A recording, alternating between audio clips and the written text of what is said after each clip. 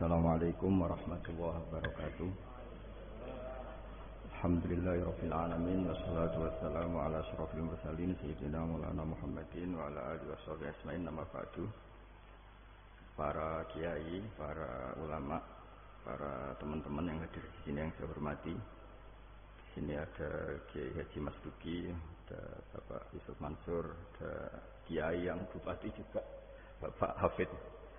Yang saya hormati Direktur PKN STEN, juga Ketua Penasihat Takliman Dr. Dawud Arifan. Saya hormati teman-teman, karena dari awal ini ngaji untuk seneng ya, untuk farhah itu seneng. Tidak tahu saya bacanya Farhatul Aidin wa Falakul Faizin ya Pak Ketua, Pak Tamam.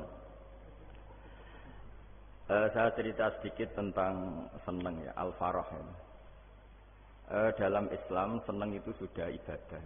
Jadi di antara ibadah terbaik manusia itu senang. Jadi kalau analoginya kita dikasih rumah teman atau mertua atau guru atau siapa saja, hal paling menjengkelkan itu ya sudah dapat gratisan gerutu itu geremeng. Nah ini kita sudah pakai buminya Allah itu gratis, pakai airnya ya gratis, pakai oksigen ya gratis.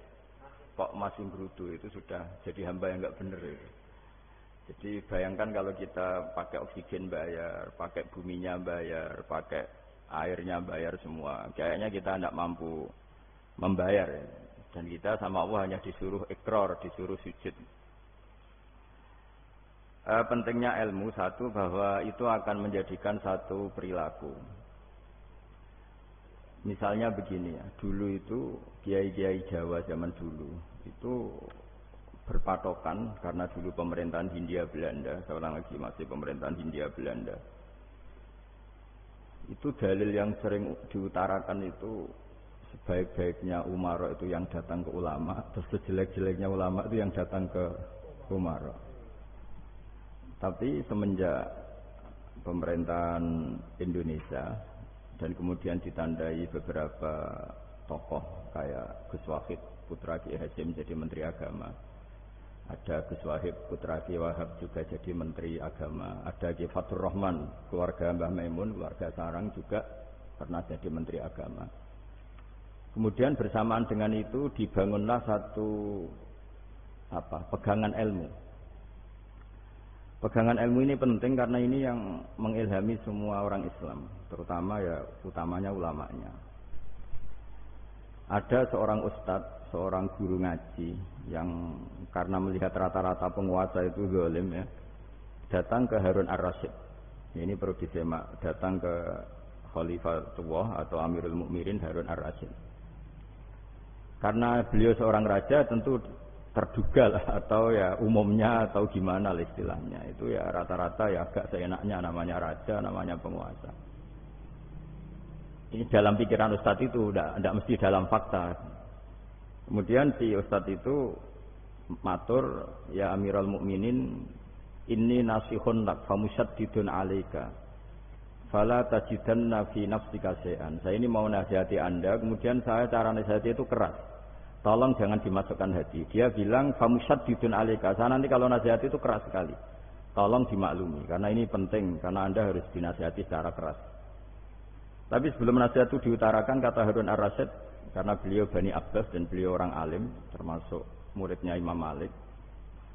Kata Harun Ar-Rasyid, uskut, kamu diam Ustaz. Inna Allaha ta'ala arsala man huwa khairun minka ila man huwa syarrun minni.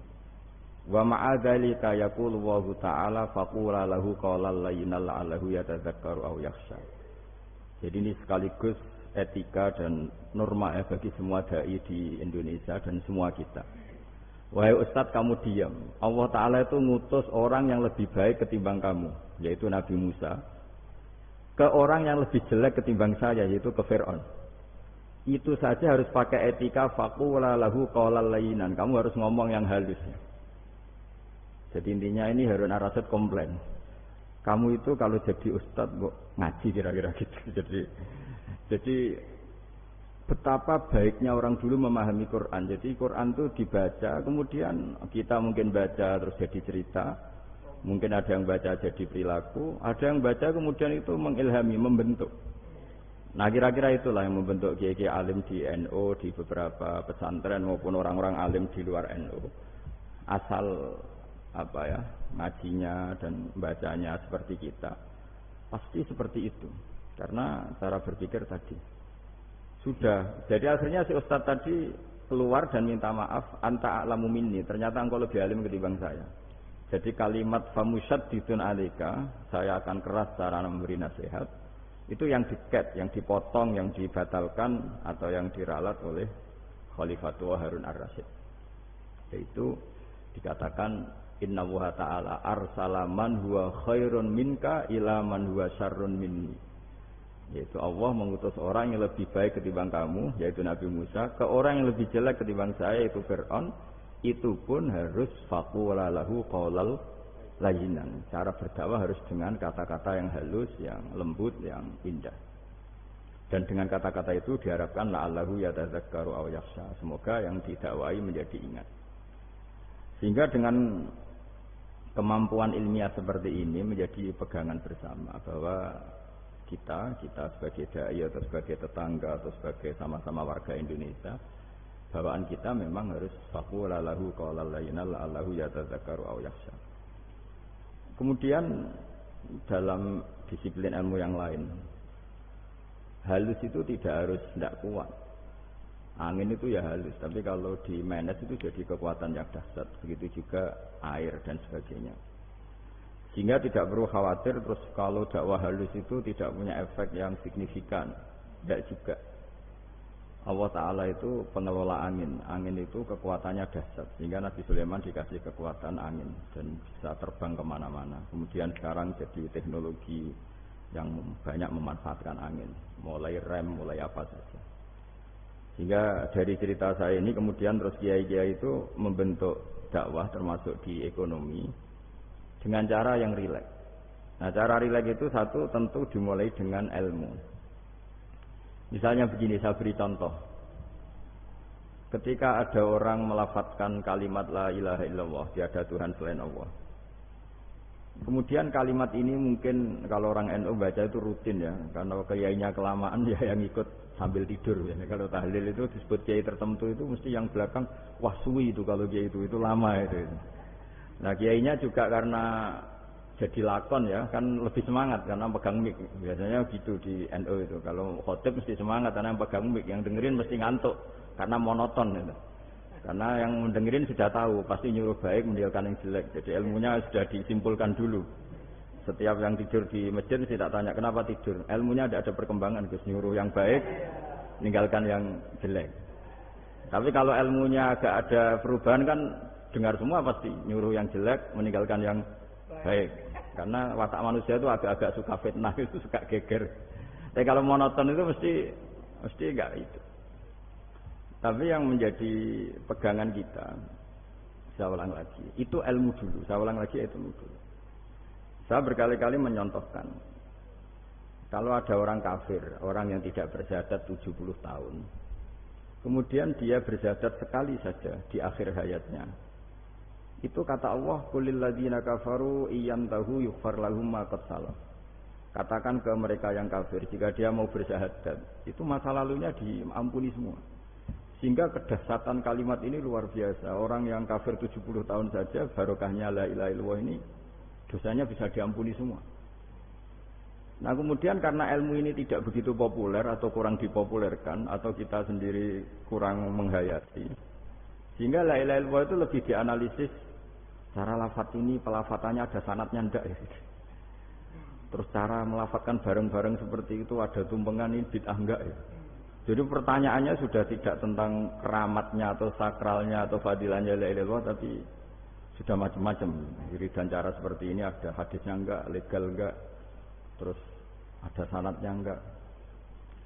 Jadi saya mohon semohon-mohonnya untuk teman-teman yang di Al-Iman itu harus ngaji ya. Ngaji itu nanti kamu tahu cara mandang sebuah ibadah atau perilaku atau apa sajalah tahu. Karena al-ilmu yurisul ahwal, ilmu itu bisa mengilhami cara pandang. Dulu yaitu saya ulang lagi, ketika zaman Hindia Belanda, karena pemerintahnya Hindia Belanda itu ulama-ulama keras sekali, sejelek-jeleknya ulama itu yang datang ke Umarok.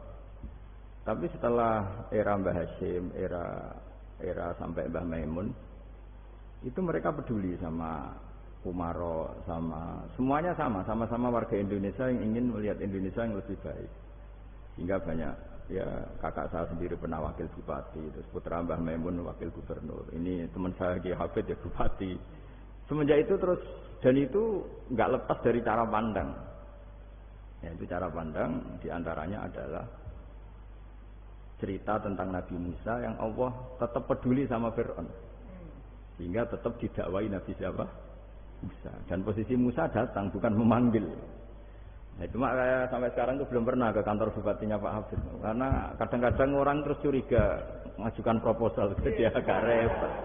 Ketemu bupati itu sialnya kiai kan mesti pikirannya orang bupati ini nyangoni, kiai ini disangoni itu. Itu terus kayak kita fakir miskin itu. Jadi makanya saya itu belum pernah datang. Tapi alhamdulillah karena beliau berambisi menjadi wa khairul umara mayatuna babal ulama.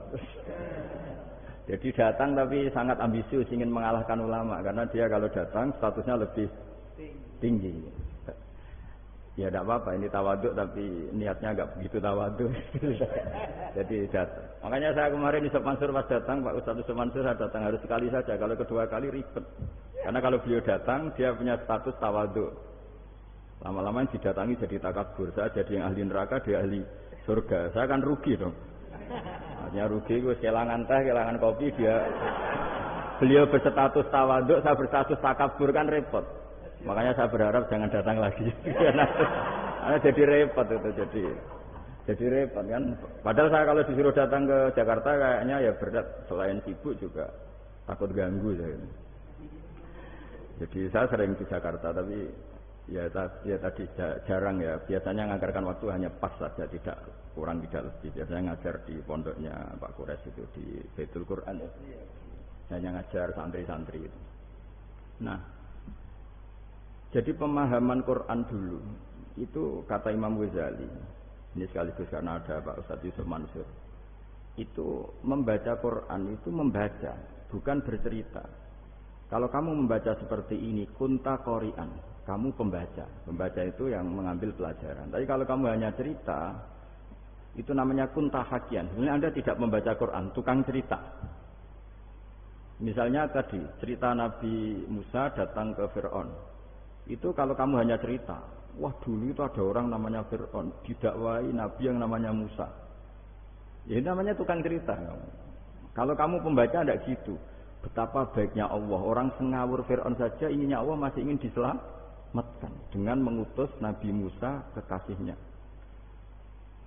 Itu namanya kunta qori'an, kamu pembaca betul, bukan kunta hakian, kamu tukang cerita. Begitu juga seterusnya tentang Quran ayat-ayat seterusnya.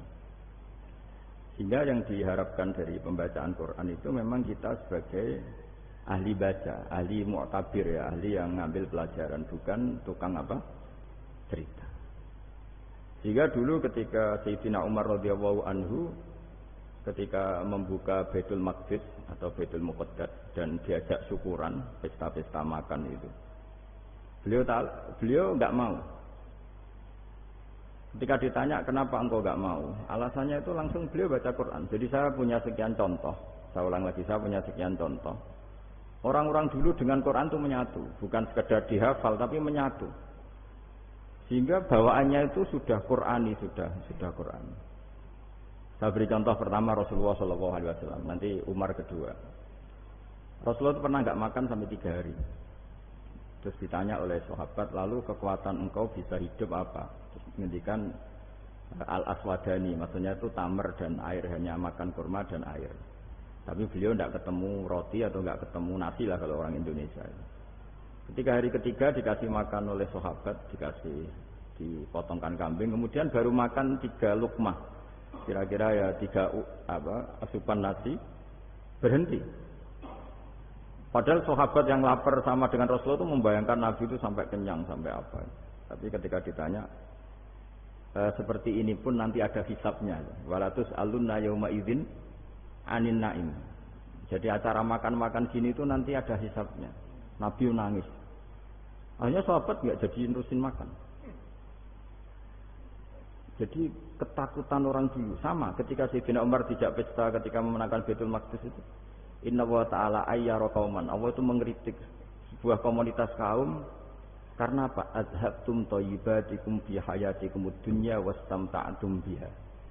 Kamu adalah orang-orang yang jatah nikmat kamu sudah kamu habiskan di dunia. Azhabtum itu kalian habiskan jatah kenikmatan kamu di dunia. Wastamta'tum biha, kamu di dunia sudah berpuas-puas. Maka jatah Anda sekarang di akhirat habis. Sehingga Sayyidina Umar enggak mau pesta-pesta karena takut jatah nikmatnya habis. Kata beliau terus astabqi thayyibati, akan saya sisakan sisi-sisi kebaikan saya supaya tidak habis. Orang Jawa itu aja dientek-entekno biar jatahnya masih. Sehingga di dunia kiai itu ya meskipun saya akrab bupati, akrab mungkin wakil gubernur, saya itu ya jarang ketemu.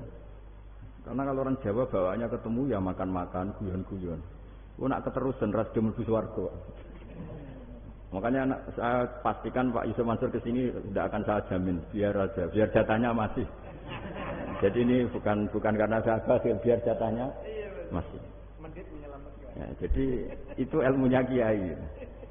Nah, efek dari ilmu ini dahsyat. Kalau Anda berpikir tentang nasib Anda di akhirat, nanti bawaannya juga tidak akan mudah menyalahkan orang lain, tidak akan menghakimi orang lain karena sibuk dengan dirinya sendiri, tapi tidak dengan makna egois, tapi makna orang baik itu siapa? Orang yang sibuk dengan aib pada dirinya, dengan kekurangan pada dirinya, saking sibuknya mikir aibnya sendiri, tidak sempat mengoreksi aibnya orang lain. Itu awal ilmu.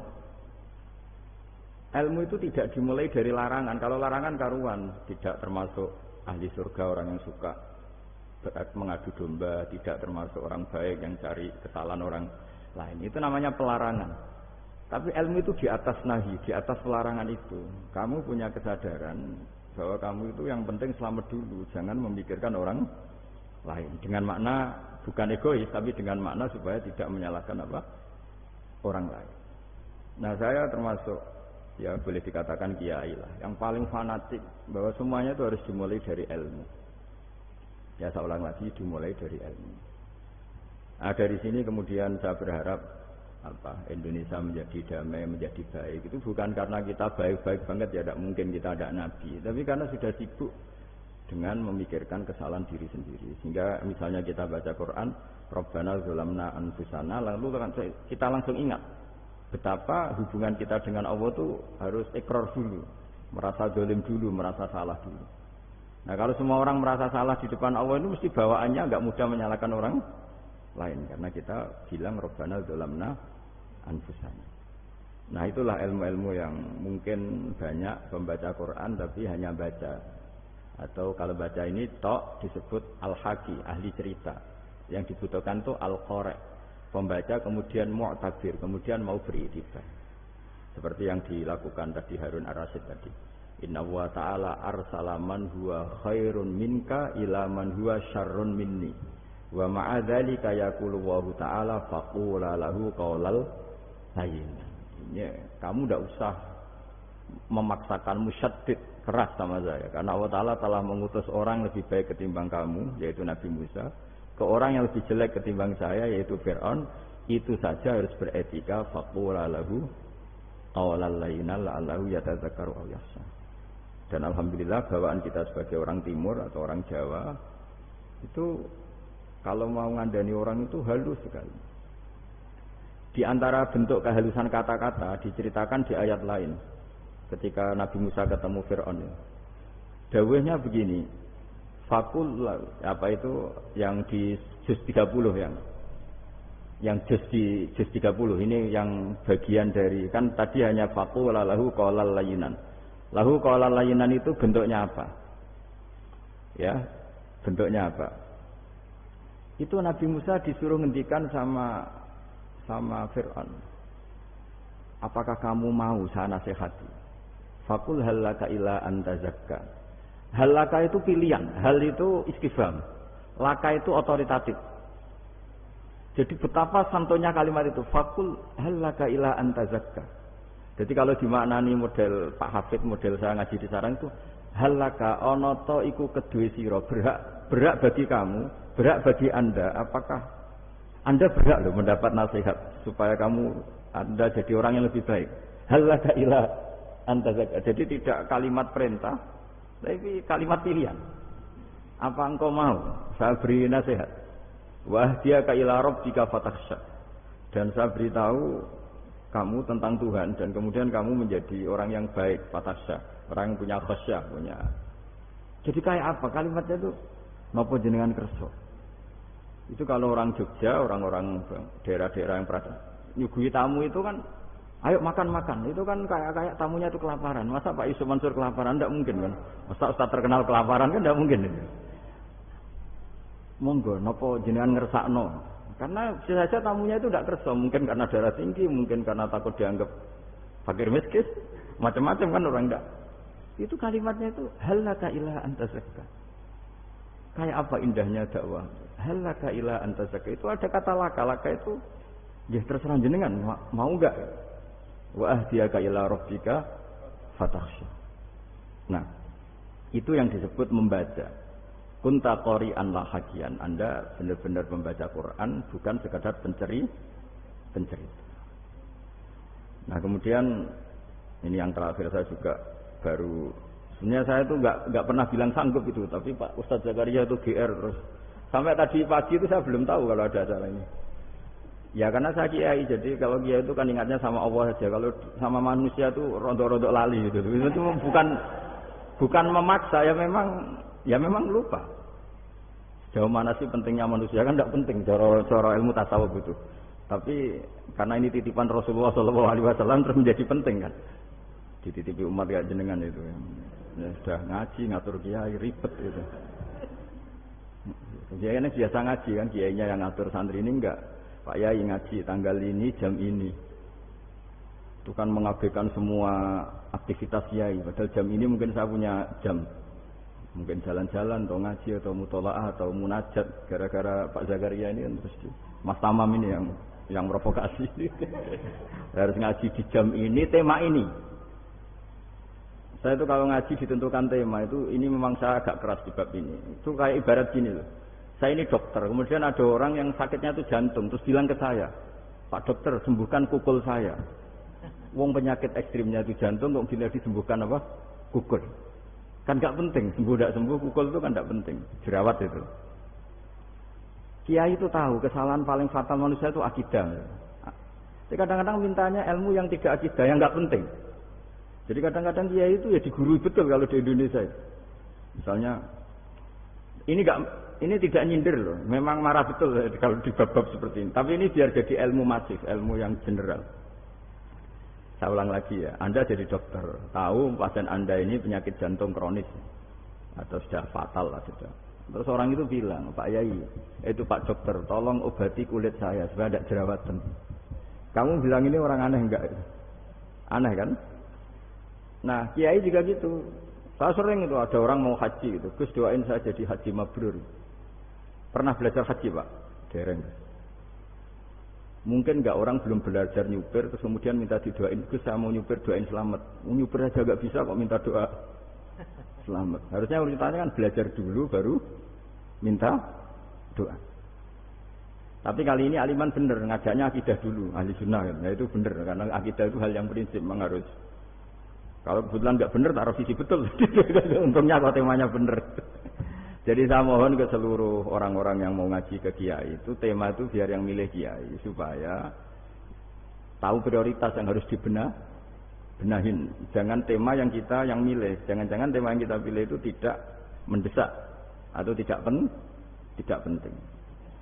Ini bukan apa-apa, ini saking ingin baik saya ya, keinginan baik saya supaya dulu zaman sahabat ya gitu. Kalau ada pertanyaan salah sama Nabi dibenerin, cuma Nabi terlalu bijak. Cara benerin itu enak. Kalau saya karena tidak Nabi saja ya agak-agak kasar kan. Kalau tidak Nabi tidak wajib bener terus. Yang wajib bener terus itu Nabi. Saya beri contoh ya. Nabi itu ngendikan tentang kiamat. Kiamat itu dahsyat, mengerikan gini-gini. Kalau pikirannya orang kampung itu begini. Nabi ini aneh. Cerita kiamat dahsyat tapi nggak ada tanggalnya, ada tahunnya. Harusnya ada dong biar kita bisa persiapan. Jika Nabi disomasi di tengah-tengah khutbah itu, ya Rasulullah mata sa'ah. Nah, karena ini orang Bedui, Nabi enggak dengerin, masih ulang lagi. Mata sa'ah ya Rasulullah. Ketika Nabi mengabaikan itu ada dua kelompok sahabat, yang satu bilang lam yasma, Nabi tidak dengar sehingga mengabaikan. Yang kedua bilang sami'a wa kariha, Nabi sebenarnya mendengar tapi tidak berkenan. Tapi diulang lagi ketiganya, ya Rasulullah mata sa'ah. Akhirnya Nabi jawab, mau tidak mau, karena kalau enggak ya namanya orang Bedui ngomong terus. Nabi balik tanya, ya karena cara berpikir dia kalau kiamat itu jelas kapannya kan bisa persiapan itu. Paling enggak pas mau kiamat terus pas ngaji Quran apa kan bisa persiapan. Akhirnya Nabi balik tanya, ma'at tatalaha. Kalau kamu berani tanya kiamat, lalu persiapan kamu apa? Ya terus orang itu bilang masyhur tuh, ma'at tatalaha kabira salatin wala siyamin wala kada wa kada walakinni uhibbuka. Saya sebenarnya tidak punya persiapan ya Rasulullah, cuma persiapan banyak puasa ya enggak, banyak salat enggak, tapi saya mencintai engkau. Masyhur itu jadi hadis paling legenda, almar'u ma'aman ahabba, sebagian disebut anta ma'aman ahbabta. Ini kata semua sahabat yang di masjid. Si Bedui ini orang paling dibenci sahabat karena mengganggu Nabi saat khutbah, tapi akhirnya ini menjadi orang paling dicintai sahabat karena barokahnya itu hadis itu keluar secara terbuka, almar'u ma'aman ahabba. Sebagian riwayat yukhsyarul mar'u ma'aman ahabba, nanti orang akan sowan sama Allah bersama orang yang mereka cintai. Nah itu sahabat-sahabat fama farihu ba'dal Islam farahahum biadal hadis. Mereka tidak pernah senang setelah masuk Islam sesenang hadis ini. Karena kita tidak perlu soleh-soleh banget, cukup nyintai orang apa? Soleh gitu. Makanya saya sekali bilang itu ya, kadang-kadang saya jadi orang alim itu ya rugi. Ruginya tadi. Misalnya untuk menjadi orang alim kan harus hafal Quran, ngaji Bukhari, Muslim, Ikhya. Ternyata pengumuman kedua orang nggak bisa apa-apa. Gelombang kedua, para pecinta, waduh, itu kan repot ya. Jadi kita yang jadi orang alim susahnya bukan main, ternyata disaingi pengumuman kedua dan para pecintanya. Wah itu kan, akhirnya ketemu orang-orang nggak jelas tadi. Nah itu ya termasuk farah dalam Islam, farhatul aibin. Jadi senang itu di Islam itu ibadah. Ya kul bi fadlillah wa bi rahmati fa bidzalika falyafrahu. Senang itu diperintahkan Allah. Saya itu sering di kamar, kadang itu nyun sewu kayak gatelan itu, apa itu. Ya agak kukur-kukur terus merengut saja malu. Malu saya itu dilihat Allah kok kayak agak ridho itu malu. Ya kayak tadi lah, kamu dikasih rumah gratis, kemudian pas yang ngasih datang kamu kelihatan cemberut, itu yang ngasih kan mangkel. Sudah dikasih gratis masih cemberut. Sama hubungan kita dengan Allah itu semuanya dikasih gratis. Makanya tabassum, senyum itu ibadah. Kita yang nekuni ilmu hadis. Betapa hebatnya Nabi ngendikan, kalau kamu tidak bisa ibadah yang berat-berat, cukup ibadah senyum. Kadang ngendikan talqati wajhin, kamu cukup berwajah yang indah, yang menyenangkan. Tabassum, senyum. Kalau kamu tidak bisa membalas jasanya orang yang ngasih, minimal kamu senyum, lihat minimal kamu kelihatan senang. Gitu. Makanya senang itu sudah ibadah. Dan sekarang orang untuk senang saja susah. Karena bawaannya nuntut orang lain supaya kayak keinginan dia, bawaannya nuntut, ya ribet, kalau gitu ya ribet. Makanya saya bilang al ilmu yurisul ahwal, ilmu itu diperkuat. Nanti yurisul ahwal, ilmu itu akan membentuk Anda. Dulu beberapa raja itu ya mau luhur karena jadi raja, punya apa saja. Tapi punya penasihat ulama itu adalah nasihat itu sederhana. Ada seorang raja tanya ke kiai, gimana dengan semua kerajaan saya? Wah, padahal dia punya apa saja. Jenengan miskin sekali, itu kerajaan seluas ini. Kok bisa aja? Terus ditanya sama si ulama tadi. Andaikan Anda di padang pasir, kemudian kalau tidak minum segelas air itu mati. Apakah Anda akan membeli segelas air ini dengan semua kerajaan Anda? Oh iya, pasti apapun saya lakukan untuk mendapat satu gelas air. Terus la tafrah bimulkin la yusawi sarbatamain. Kamu jangan bangga dengan kerajaan yang nilainya itu enggak sebanding dengan segelas apa? Air. Akhirnya raja itu mikir, saya tidak jadi raja bisa hidup. Tapi kalau enggak minum air mati. Berarti penting satu gelas air. Akhirnya lama-kelamaan ini anggap kerajaan itu biasa, ternyata enggak sepenting segelas air. Ya seperti kita lah, misalnya orang enggak punya alpat itu enggak malu. Tapi kalau nggak punya celana itu malu. Kamu mau punya alpat tapi nggak punya celana? Kan nggak mau. Yaitu ilmu. Ilmu itu yurisul akhwal. Ilmu akan melahirkan satu perilaku. Jadi kalau ilmu Anda mantap, pasti syukurnya juga mantap gitu. Ya makanya saya termasuk kiai yang selalu mendorong pentingnya ilmu. Bahkan kata Sufyan Ats-Tsauri ngendikan saking pentingnya ilmu ada kata fa'lam annahu la ilaha illallah, jumure kata fa'lam. Dan saking pentingnya ilmu itu setiap nabi itu status permanennya itu hanya satu, mengajar. Rabbana wab'ats fihim rasulam minhum yatlu 'alaihim ayatik, membacakan ayat-ayat Allah sampai wa yu'allimuhumul kitab, mengajarkan kitab wal hikmah. Bahkan Allah sendiri wasofa dzatahul aliyah bi annahu al-muallim. Yaitu Allah ngendikan Ar-Rahmanu 'allamal Qur'an. Jadi betapa hebatnya pengajar. Allah sendiri mensifati dirinya itu Ar-Rahmanu 'allamal Qur'an. Allah itu Maha Rahman yang mengajarkan Quran. Di surat Iqra juga disebutkan Iqra wa rabbukal akram allazi 'allama bil qalam. Jadi Allah mensifati dirinya sebagai pengajar. Kayak apa pentingnya mengajar? Karena al-ilmu yurisul ahwal. Ilmu ini melahirkan satu sikap.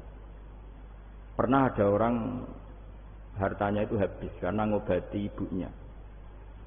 Terus datang ke saya, dia sumpek karena hartanya habis ngobati ibunya. Terus dia bilang, Gus, saya ini sekarang sudah miskin karena ibu saya sakit dan harta saya habis untuk ngobati ibu saya. Terus tak guyoni sama saya. Kon kepen pinter apa kepen goblok? Kepen pinter Gus. Ingin pinter apa ingin goblok? Katanya ingin pinter. Kalau ingin pinter bahasanya jangan gitu. Harta kamu itu masih di akhirat karena habis untuk ngobati ibu. Bayangkan kalau habis untuk maksiat itu habis betul. Terus dia mulai syukur. Alhamdulillah Gus. Harta saya habis secara heroik karena untuk mengobati apa ibu. Sudah pinter dia. Akhirnya miskin sampai sekarang ya tetap pede saja karena masih punya tabungan di akhirat. Dan itu saya terinspirasi oleh ilmu juga. Jadi dulu Sayyidah Aisyah itu pernah nyimpan sepotong daging kambing, disimpan untuk dimakan beliau, karena beliau mau iftar ya, mau buka atau apa. Singkat cerita, karena bawaan keluarga Nabi itu sakhok, ada orang minta dikasihkan. Suatu saat, akhirnya kan habis. Terus Nabi tanya, yang daging tadi di mana? Habis. Terus Nabi cara menjelaskan itu indah sekali. Harta kamu itu baju yang kamu pakai nanti ya rusak, yang kamu makan nanti ya ke WC. Wa tasaddaqta fa abqaita. Memang di semua riwayat itu pakai dhamir mukhatab mudzakkar, meskipun asal usul riwayat itu untuk Sayyidah Aisyah karena untuk umum. Yang kamu sedekahkan tuh yang masih. Kamu jangan bilang kamu sedekahkan tuh yang habis. Yang kamu sedekahkan tuh yang masih. Misalnya saya punya uang 1 miliar misalnya. Terus pernah tak sedekahkan ke fakir miskin atau ke kiai atau ke pondok 1 juta. Itu yang mesti masih karena kadung di luar kekuasaan kita. Kadung lillahi ta'ala. Justru yang masih itu yang potensi nanti untuk hal-hal yang kurang positif. Semenjak itu orang sedekah itu begitu entengnya karena itu yang masih. Ya tapi tentu sarannya yang tepat ya. Saya sekarang sering kampanye sedekah tepat. Karena misalnya sering saya itu didatangi orang kaya. Gus, saya ini punya uang banyak, ingin punya masjid biar dipakai orang Jumatan. Terus saya bilang, kamu ingin jadi orang baik betul apa baik versi Anda? Baik betul Gus. Tak ajarin mau, gak tersinggung. Mau Gus. Kalau Anda bikin masjid di kampung Anda, masjid terbaik di dunia sekalipun, yang bingung saya ahli fikih. Kok bisa Gus? Kan terjadi 2 Jumatan, nanti sahnya yang mana? Kamu enak aja bikin masjid kan? Kamu bikin masalah baru bagi kiai fikih di daerah kamu. Belum nanti orang terus migrasi ke masjid Anda karena lebih baik, koriknya lebih baik. Kamu membunuh masjid yang lebih tua. Itu enggak sopan sekali, masjid itu sudah lebih tua kamu. Akhirnya mikir. Enggak usah Gus kalau gitu, sedekah apa saja yang penting perintah jenengan gimana. Ya jadi sedekah itu juga harus dibina supaya kalau orang kan bisa saja kan uang 100 juta itu untuk fakir miskin manfaat, ternyata untuk masjid yang sifatnya aksesoris. Untuk lampu yang kristal yang mahal-mahal bukan yang pokok. Itu pentingnya ngaji ya. Jadi lagi-lagi al-ilmu yurisul ahwal. Ilmu itu melahirkan satu sikap. Jadi ketika ada masjid baru, kalau orang nggak bisa ngaji fikih, wow ada masjid baru, masjid banyak. Tapi kalau yang ngaji fikih ngerti ini malah ada masalah baru karena ada ta'dudul Jumatan. Gimana hukumnya 2 Jumatan dalam kondisi yang tidak mendesak. Makanya sekarang saya baru kampanye itu. Dulu itu kalau ada masjid banyak itu kan faktornya beda ormas. Beda pemahaman atau agak jauh, masih hukum sosial atau bawaan kondisi. Misalnya di dekat UGM itu ada masjid kampung pertama, bawaan masjid karena ada kantor besar, atau bawaan ada pabrik besar, atau ada sekolahan besar. Tapi sekarang itu ada pertanyaan baru, ada masjid baru karena ada orang kaya ingin bikin masjid. Itu gimana itu hukum?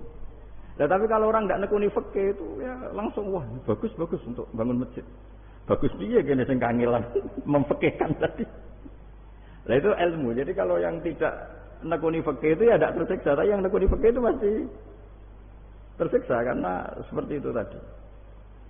Ya jadi saya mohon di antara cara kita dakwah secara damai itu dimulai dari Robbana Zolamna Anfusana. Itu dipakai Nabi, di redaksinya diganti dengan makna supaya kita per individu matur Allah apa ini zolam tu nafsi zulman kabiron kasiron. Nah bawaannya orang mengaku zalim, mengaku salah itu kan sudah tidak sempat mikir salahnya orang apa lain. Dan dari sini kemudian dia jadi orang yang tawadhu, yang ubudiyah, yang macam-macam. Sehingga Nabi itu bukan dianggap ya, pasti penjelas terbaik. Terus Allah meredaksikan wa ma tuqaddimu li anfusikum min khairin tajiduhu indallah. Apa saja kebaikan yang kamu sudah berikan untuk Allah sampai akhirat itu ya pasti kamu temukan di akhirat. Terus yang terakhir saya beri contoh orang peminta-minta sa'il. Itu Sayyid Ali Zainal Abidin kalau ada orang minta-minta terus dikasih, misalnya dikasih ya 100.000 atau 50.000 atau 10.000 sesuai kemampuan yang memberi, itu marhaban biman hamala jadi ilal akhirah. Saya terima kasih ya, gara-gara kamu minta uang saya jelas sudah sampai akhirat. Coba kalau di rumah bisa aja untuk hal yang tidak positif. Jadi bawaannya itu cara pandang itu rubah.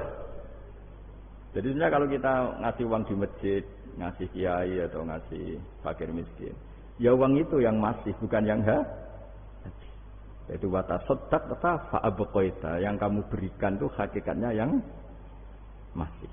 Karena sudah ada kamu otak-atik lagi, makanya disebut wakaf. Sebenarnya wakaf itu dulu secara makna lughat, saya ulangi secara lughat.